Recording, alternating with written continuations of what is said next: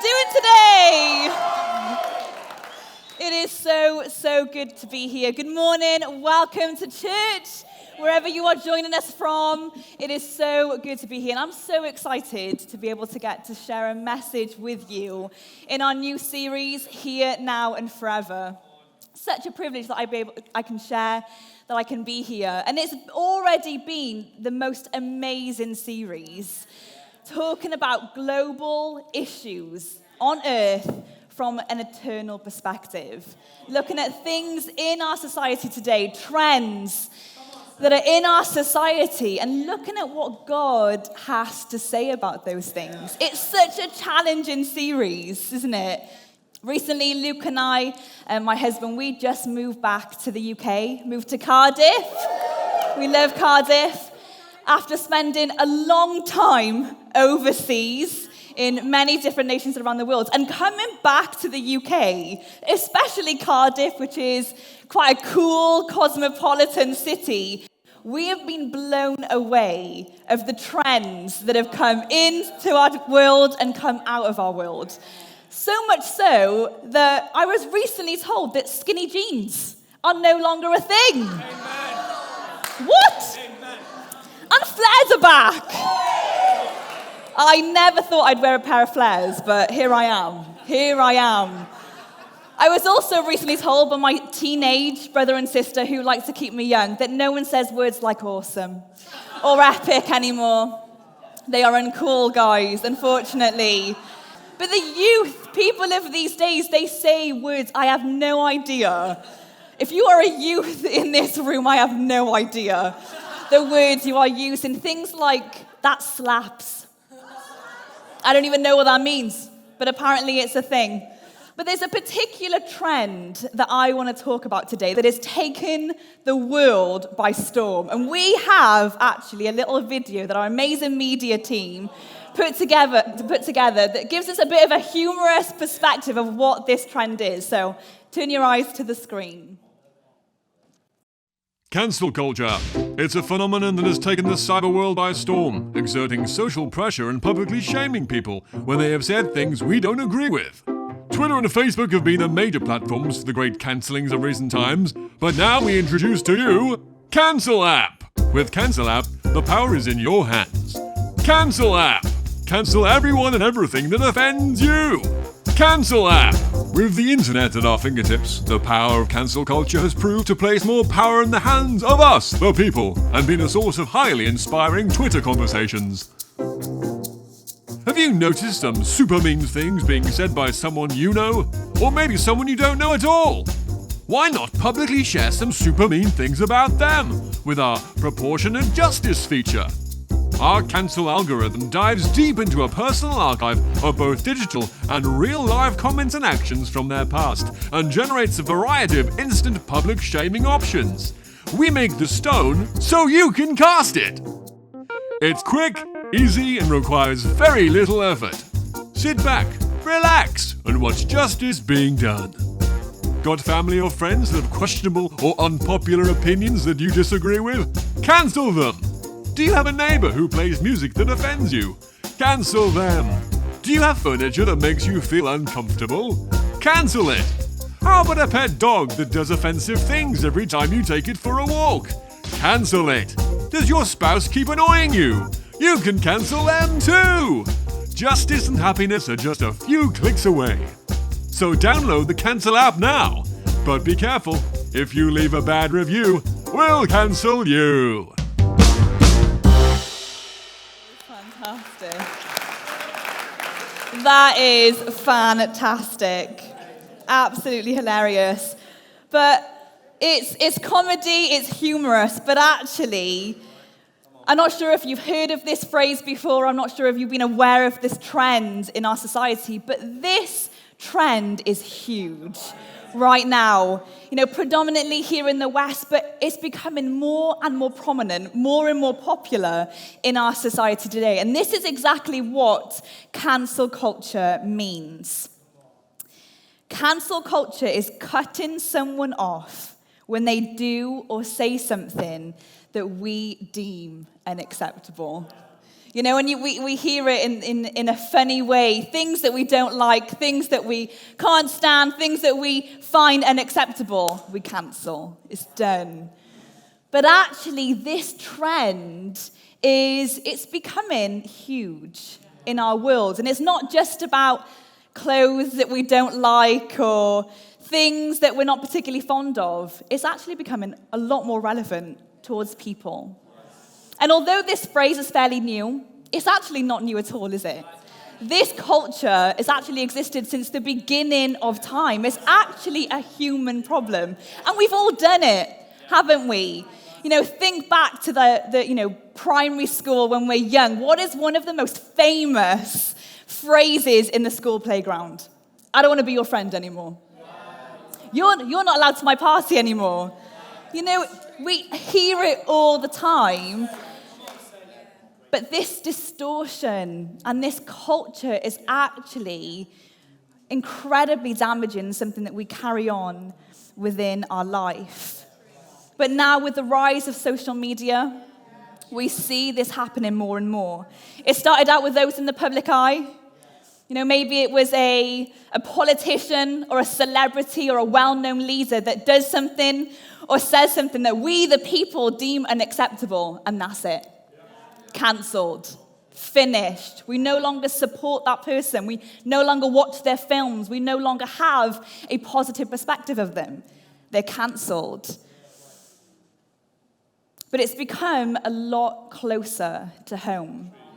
I'm sure we all know of people in our life that we no longer speak to. It might even be someone like our school teacher that says something and we find it unacceptable.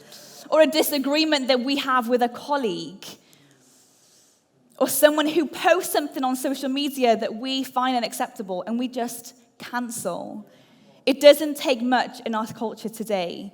A disagreement, something that hurts us, and we completely write people out of our life. And what's sad is this actually happens with those closest to us now. I'm sure we all have family members that we know haven't spoken to each other in a very long time. Or friends, or people that we grew up with, and through one issue or one disagreement, we no longer have a relationship. Friends who have cut each other out, parents that no longer speak to children, siblings that no longer have a relationship. And sometimes it's not as obvious or dramatic as completely cutting someone out or completely cutting them out of our life. Actually, it can be a lot more subtle than that. The offense that we hold in our heart, the avoidance of a person, how we start to think differently about someone, gossip behind the scenes. The truth is, we are living in a culture that is so quick to criticize, to condemn, to judge, and to cancel anyone who hurts or offends us. And that's why I believe we really need to talk about this today.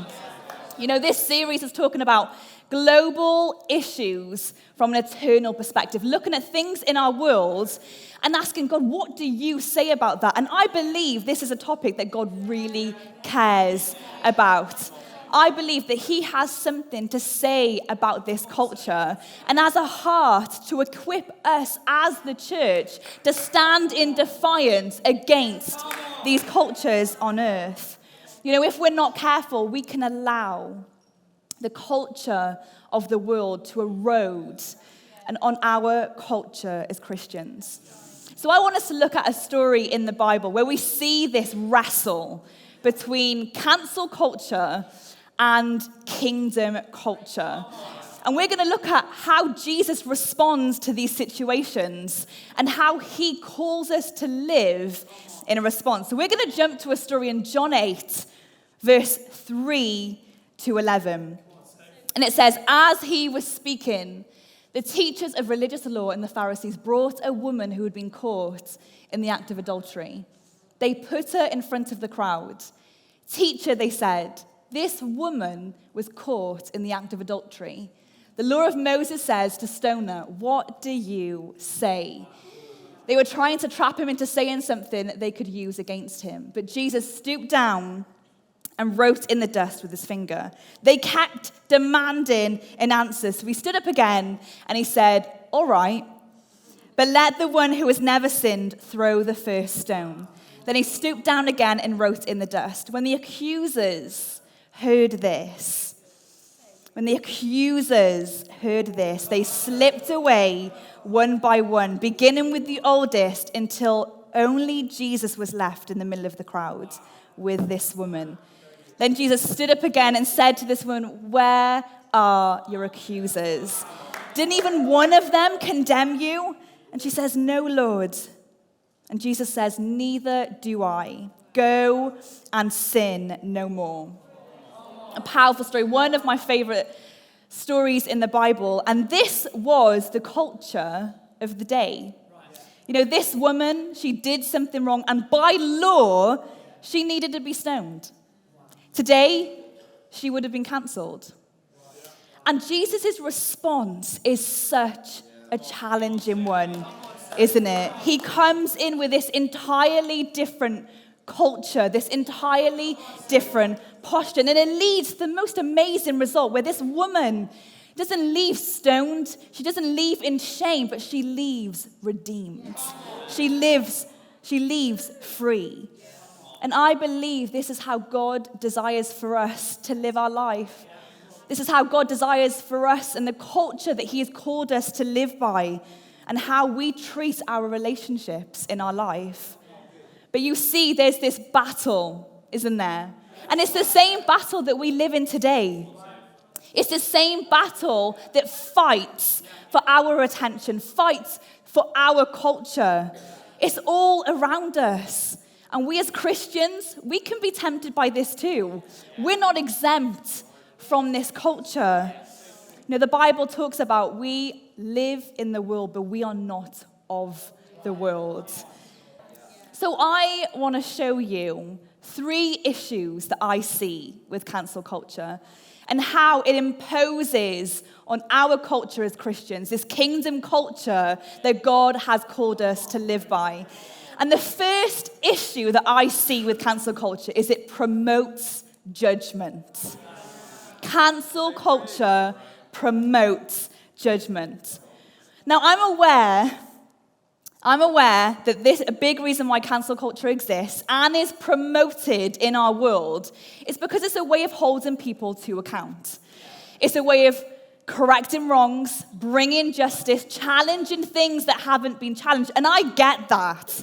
You know, we're not talking about God God desires to bring justice. He is a just God.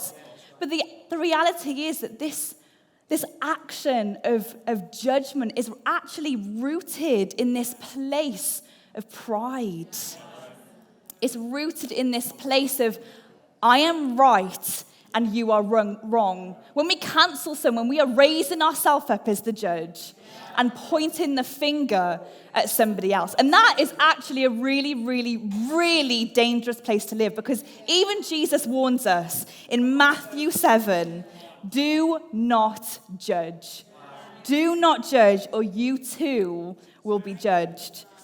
For in the same way you judge others, you will be judged. And the measure you use will be measured to you. When we judge a person, we are actually bringing that same level of judgment back onto our own lives.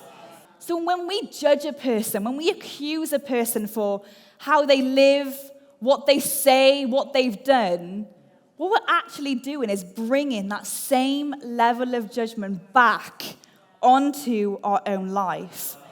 And that's why cancel culture is dangerous. But it goes on to say in verse 3, why do you look at the speck of sawdust in your brother's eye and pay no attention to the plank in your own? How can you say to your brother, let me take that speck out of your eye, when all the time there is a plank in your own? You hypocrite. Jesus says, you hypocrite. First take the plank out of your own eye, and then you'll see clearly to remove the speck from your brother's. No, as a world, we focus so much on the issue in another, the thing that we disagree with, the thing that is wrong. But we can become so blind to the flaws and the issues that are in our own life. And we see this in the story of the adulterous woman, don't we? We see that encounter happening. The Pharisees cast judgment onto this woman. They believe what she has done is wrong, and they want to stone her. They want to cancel her. And here's the thing, they weren't actually wrong. What this woman had done was wrong. She did sin, and by law, she needed to be held accountable for what she had done. But Jesus says, let the one who has never sinned throw the first stone. He didn't say no. He doesn't deny that there's sin there. But what he does do is he puts it back on the people. And he says, okay, whoever has never sinned, whoever has never made a mistake, whoever has never got something wrong, you go first. And what it says is, one by one, these men dropped their stones and walked away, because not one of them was without sin. None of them were qualified to cast judgment onto this woman, because they had all made mistakes. And that's the point of this story. The reality is, none of us, not one of us, is qualified to judge another person. Because the truth is, we've all made mistakes. We've all got things wrong. We have all sinned. You know, even in the Bible it says we've all fallen short of the glory of God. And we are all in need of a Savior. You know, can you imagine being this woman dragged out into the public and our sin and our shame put on show for all to see? We'd hate it. It's humiliating. And that's the thing about cancel culture. When someone else is in the wrong, we are quick to judge and we are quick to accuse. But it's different when we are the ones being cancelled. But Jesus doesn't just leave it there. He goes on to say, where are your accusers? Didn't even one of them condemn you? No, Lord, she said. And Jesus said, neither do I. Go and sin no more. The one man who was without sin. The one man who was actually justified to cast a stone. And he says, I don't condemn you. Go free and sin no more. And this is a picture of how Jesus has called us to live our life. This upside down, inside out kingdom culture where the world would be so quick to judge and so quick to accuse. But Jesus says to live a different way, a better way. So if cancel culture is about judgment, kingdom culture is about humility. Kingdom culture is about humility. What was Jesus demonstrating in that moment? What was Jesus encouraging out of the Pharisees? It was this humility. And that's what happens when you start to remember what you've done in your life. I'm sure I'm not the only one. When I remember the mistakes that I've made, the things that I've done wrong, what Jesus has saved me from, I hold it in my hands and I say, God, I am in no place to point a finger. I am in no place to judge or to accuse people around me, because we're all sinners and we've all made a mistake. Now, I'm not saying we turn a blind eye to genuine wrongdoing. God is a God of justice. He does hold people to account. But here's the difference. He is the judge and we're not. You know, judgment weighs us down.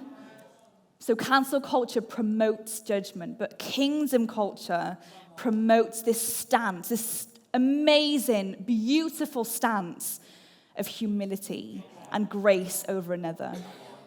But the second issue with cancel culture is it ruins relationships. Cancel culture ruins and wrecks relationships. It really does.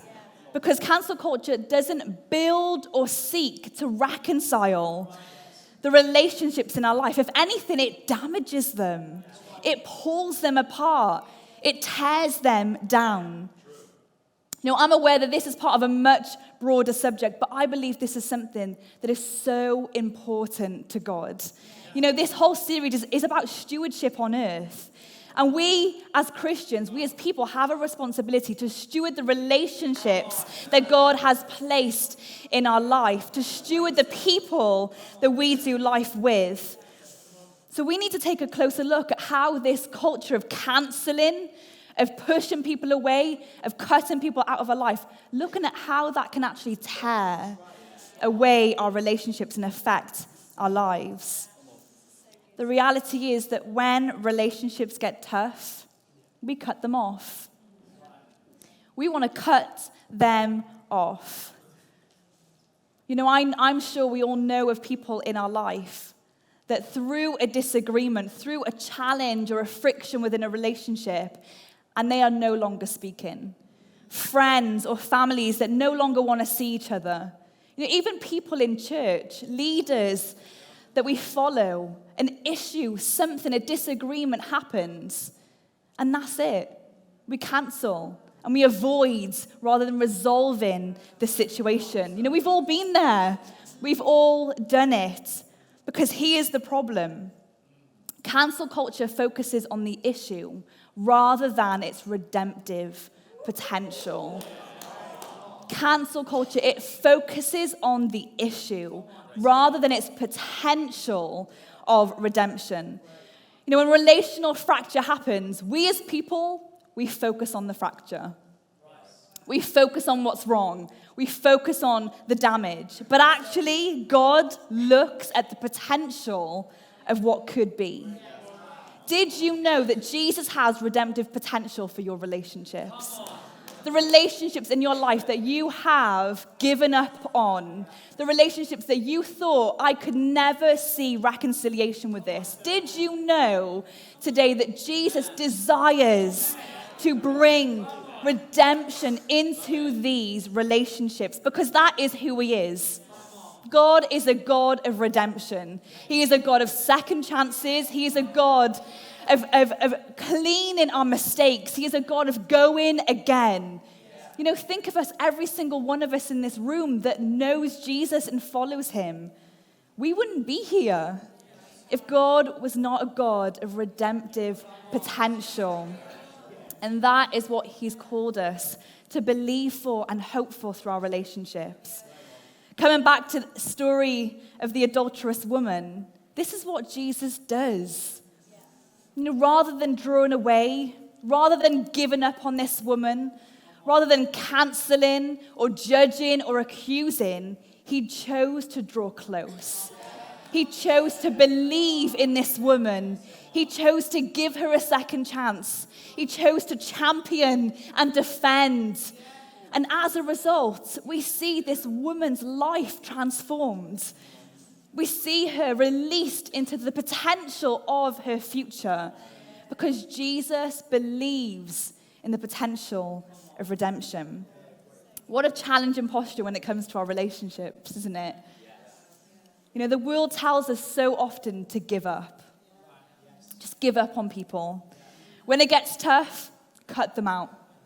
That funny phrase, you don't need that in your life. It's good for you to let go. And there's an element of good to that. But actually, Jesus tells us the opposite. He always gives the opportunity for a second chance. And nobody is too far gone for Jesus. Nobody is beyond hope, redemption, reconciliation with Jesus. Cancel culture ruins relationships, but kingdom culture, it redeems them. Kingdom culture redeems relationships.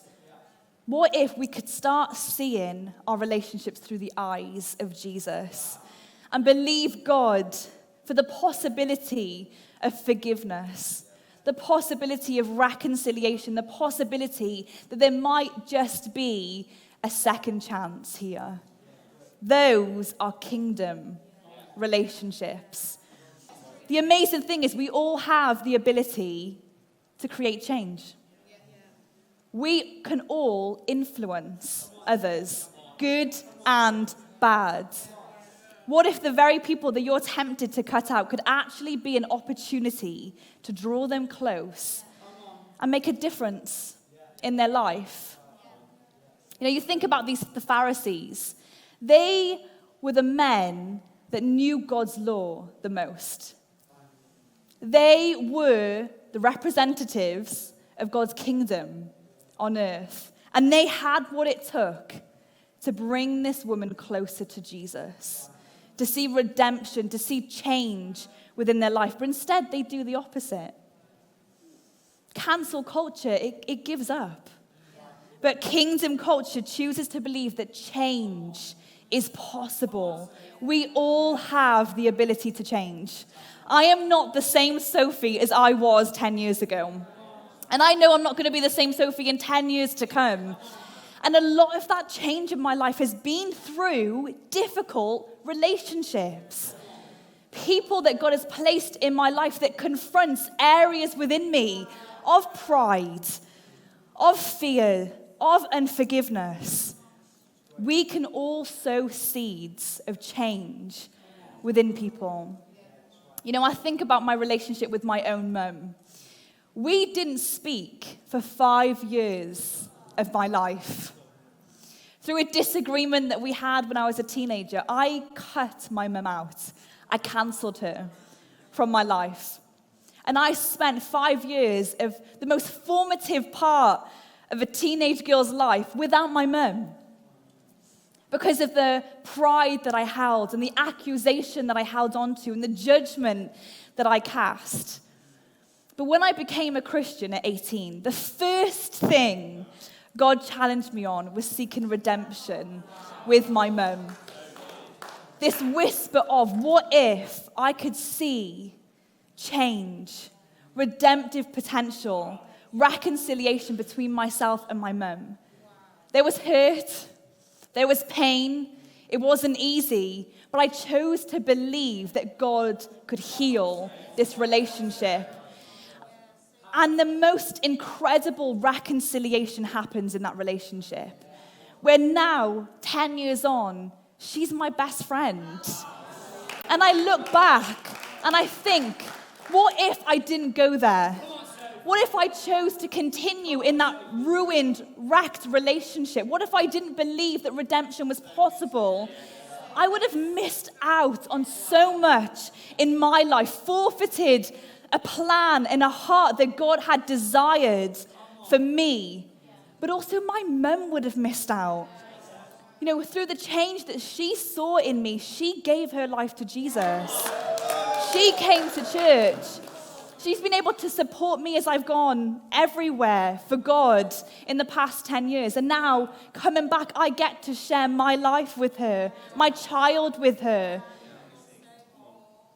We could forfeit so much of God's heart or plan for our life and that person's life by holding back and living this life of cancelling.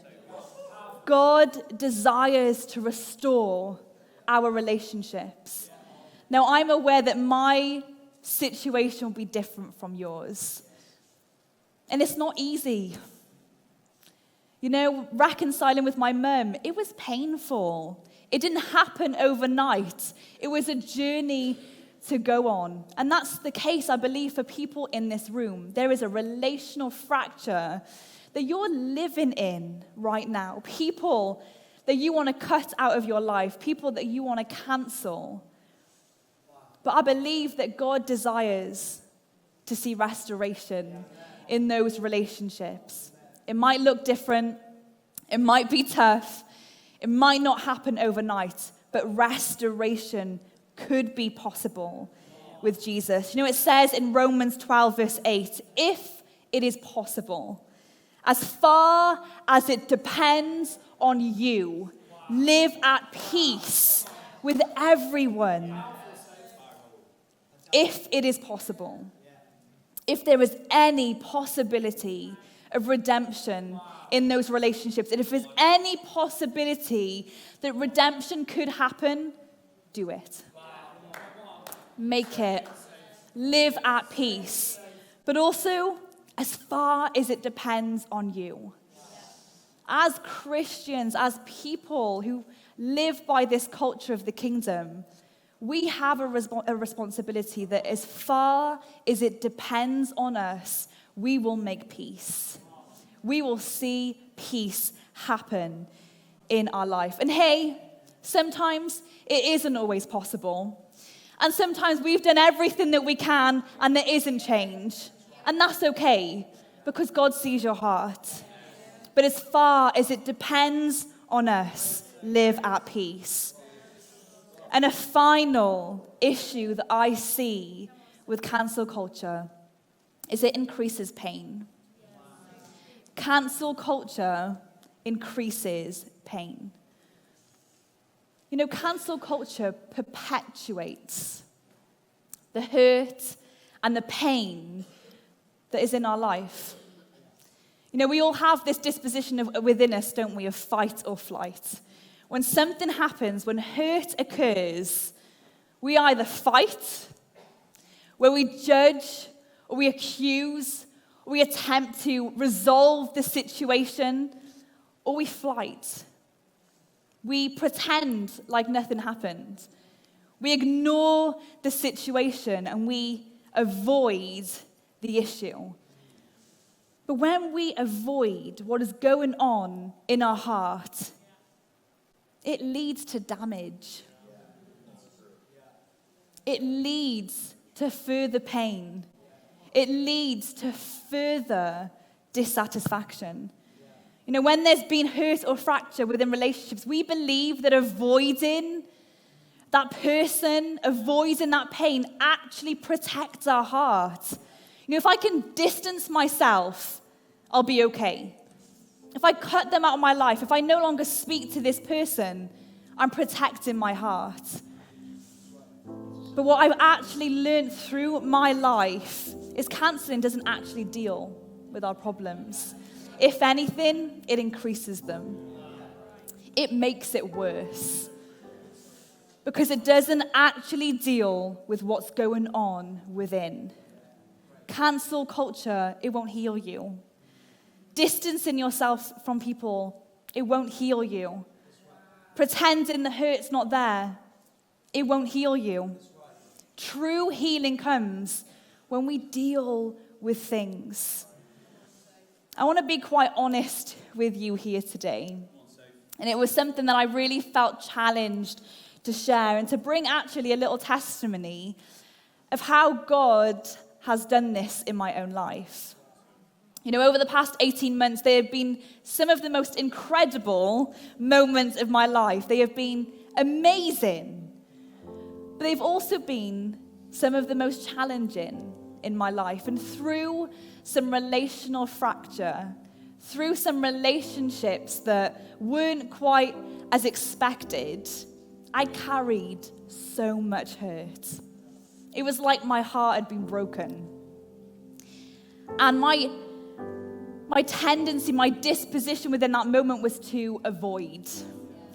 I'm going to ignore that person. I am going to remove them from my life. I'm going to pretend like nothing is wrong in order to protect my heart, in order to move on as much as I could. But the reality is it didn't work. And actually, I became bitter. I became distant. I couldn't even recognize who I was anymore. I lost my joy. I lost my passion. I lost the vision that God had placed within my life. And it started to pour out on the people closest to me, pour out on the people that I cared about the most. Because that's what happened. That's what happens through hurt, is it pours out on the people around you. But God challenged me. He challenged me on this hurt because there was no way of dealing with it. There was no way it was going to change unless I allowed God in. So rather than avoiding, rather than avenging, I chose to acknowledge. I chose to acknowledge the pain that was there, the hurt that I was carrying, the friction within relationships, and I brought that before God. And I allowed God to confront it. And through an incredible moment with God, he healed my life. He healed my life. A moment where God brought healing within me, when I surrendered this hurt, when I forgave those people, when I repented of holding on to canceling. God healed my life. And in that moment, joy came back. In that moment, peace came back. I found my passion again. I found my vision again because I chose to go there.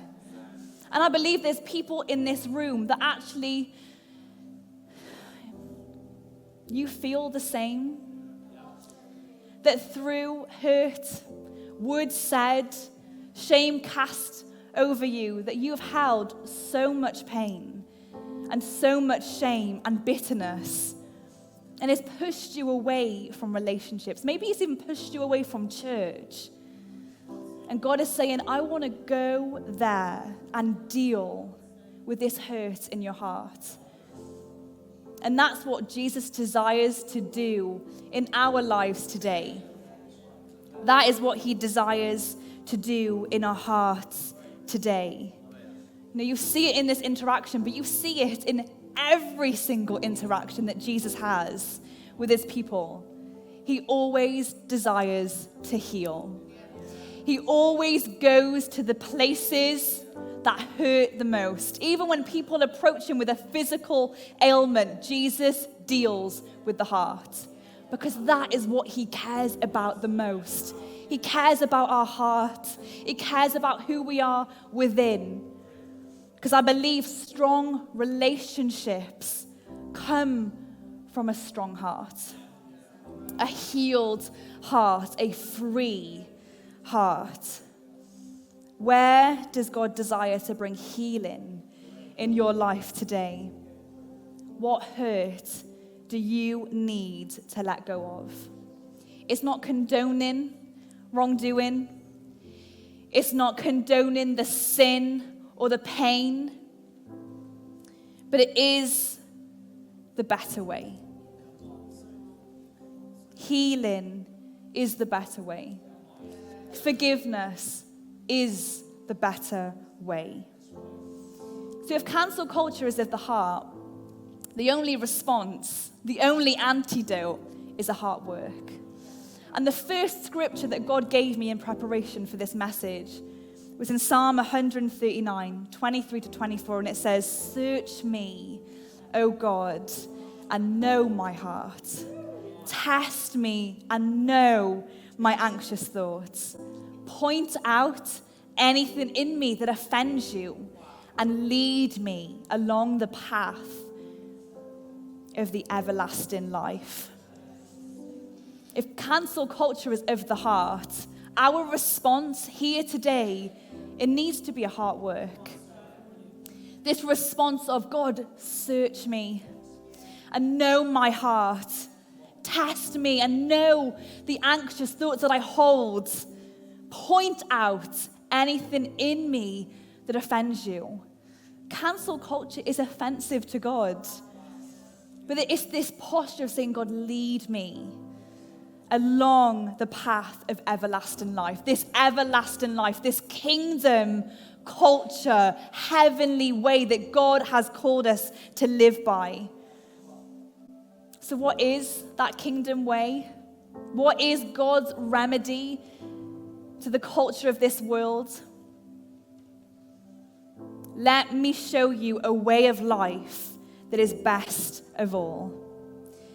If I were to speak with eloquence in earth's many languages and the heavenly tongues of angels, yet I didn't express myself with love, my words would be reduced to the hollow sound of nothing more than a clanging cymbal. And if I were to have the gift of prophecy with a profound understanding of God's hidden secrets, and if I possessed unending spiritual, supernatural knowledge, and if I had the greatest gift of faith that could move mountains but have never learned to love, then I am nothing. And if I were to be so generous as to give away everything I own to feed the poor and offer my body to be burned as a martyr without the pure motive of love, I would gain nothing of value. Love is large and incredibly patient. Love is gentle and consistently kind to all. It refuses to be jealous when blessing comes to someone else. It doesn't brag about one's achievements nor inflate its own importance. It doesn't traffic in shame or disrespect nor selfishly seek its own honor. It's not easily irritated or quick to take offense. Love joyfully celebrates honesty and finds no delight in what is wrong. Love is a safe place of shelter, for it never stops believing the best of others. Love never takes failure as defeat, for it never gives up. Love never stops loving. Love never stops loving. So what is this better way? What is this kingdom culture that God has called us to live by? It's love. Love is the most incredible force that exists. Love is empathy. It is compassion. It is grace. It is mercy. It is believing the best for others. It is believing that change is possible. It is believing that God can do a miracle in our relationships. It's believing that healing is possible. Love. Love. We are nothing without love. This is the culture of heaven that stands against this culture of cancelling that has taken over our world. You know, when people walk through our doors as a church, when they see us on social media, when they hear of our conversations, it should echo love. So I want you to think about for yourself, who is that person that you're judging, that you look at and you accuse, that you cast judgment over, or you cast a stone? What is that relationship that is in wreckage, that is ruined? Maybe you haven't spoken to them for years. Maybe it's something that occurred recently. And what is that hurt within your life that you've tried to hide, that you've tried to push away, that you've tried to avoid for so long, but you know it is not going to deal with that hurt? And allowing God to bring healing into our life. So I'm going to give us an opportunity to respond. And I believe there are two responses for us today. And the first one is for those of us who have cancelled, where we have cast judgment on another, where we have pointed the finger, where we're holding hurt towards somebody else. And God is asking us today for our response to be, search me, God, and know my heart. Point out anything in me that offends you and lead me along the path of everlasting life. You know, when it talks about leading, it's this act of submission. When you follow something, you ultimately submit to it. And God is asking us today to submit to the everlasting way. That we would be people that surrender our hurt, surrender our accusations, walk in humility and submit to God's kingdom way. But the second response is, I believe, for people who have felt cancelled. And you are carrying so much pain and so much shame, where people have accused you, where people have cast shame over you, where people have said things about you, and you have held hurt and unforgiveness within your heart. And Jesus is saying to you today, I desire to come into your heart and heal your life, bringing healing to the weariness in our hearts.